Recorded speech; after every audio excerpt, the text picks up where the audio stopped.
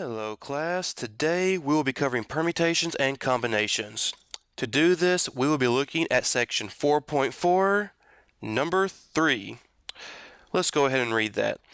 A corporation must appoint a president, chief executive officer, CEO, chief operating officer, COO, and chief financial officer, CFO. It must also appoint a planning committee with 5 different members. There are 10 qualified candidates and officers can also serve on the committee. Complete parts A through C below.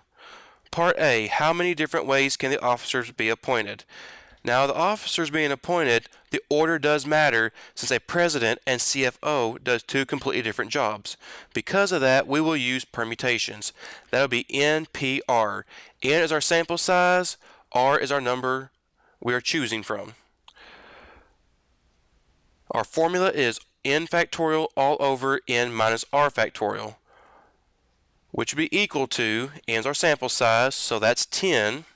So 10 factorial on top, all over n minus r is how many we're choosing, and we're choosing 4 this time.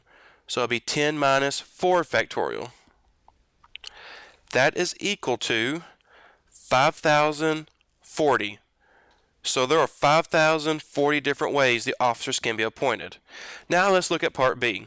How many different ways can the committee be appointed?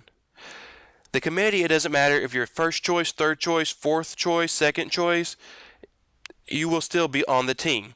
Since order does not matter, this will be a combination, which means we're going to write NCR. N is still sample size, R is still the number we are choosing. Our formula this time is n factorial all over n minus r factorial times r factorial. So let's plug these values in. That would be, sample size is still 10, so 10 factorial all over 10 minus 5 factorial times 5 factorial. R is 5 this time because we are choosing 5 different members for the committee. Plug this in and we will get 252. So there are 252 different ways that the committee can be appointed. Now let's take a look at part C. What is the probability of randomly selecting the committee members and getting the 5 youngest of the qualified candidates? Now when looking at this, you have to consider how many different ways can we get the youngest. One thing you want to remember is since they're on the committee, their order doesn't matter. It doesn't matter if you pick the youngest of the group, the second youngest, then the third, or you pick the third youngest, then the second and the first. It doesn't matter. It's still a combination.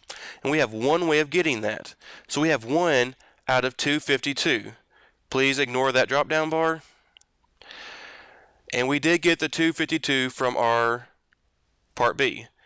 Now we can do this a different way with a calculator, and you will not get full credit on the test if you just do the calculator part. And that will be 1 over 10C5 on the calculator.